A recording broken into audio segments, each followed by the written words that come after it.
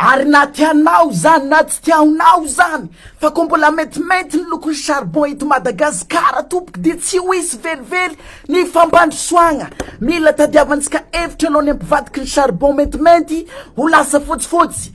Misy candidat namagna agny mahavandy zany gosy napendra ko izy ka n'izy mahavandy misy olo raiky miova valavo eto Madagasikara après 5 minutes efa tsisy olo tsony eto Madagasikara fa miova valavo olo tsiapitsiapy mahavandy zany. Zay le raha mahafaty karata merana. Ary zaho ko lany filoham-pirenena ny programako voalohany dia tsy maintsy ampidirina agnatin'ny programa ampampianarana tompoko ny fampianarana ny mpianatra hoe atao akory mamatiky fontika ho lasa sakafo satria afa tsy zakatsika tsony ny vidim-bary.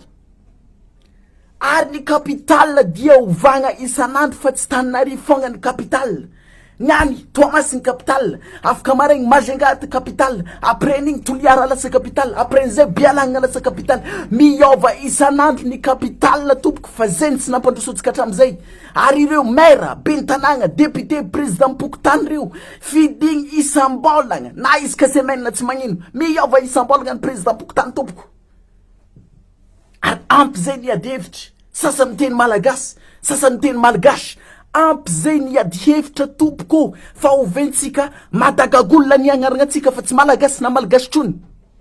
Ary tsy maintsy hiogadraina tompoko ireo olona rehetrarehetra zay mitongatonga kasiky moto mampazy tanàgna nefa tsy managna moto.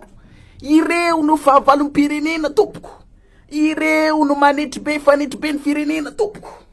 Ary zao no lazaiko anareo, izaho tsy mahavita mizarazara t-shirt, tsy izaho tsy be resaka satria tsy fananana iasa amin'ny radio ity, ary izaho tsy boko satria tsy fananana mystère ity fa filoham-pirenena tompoko.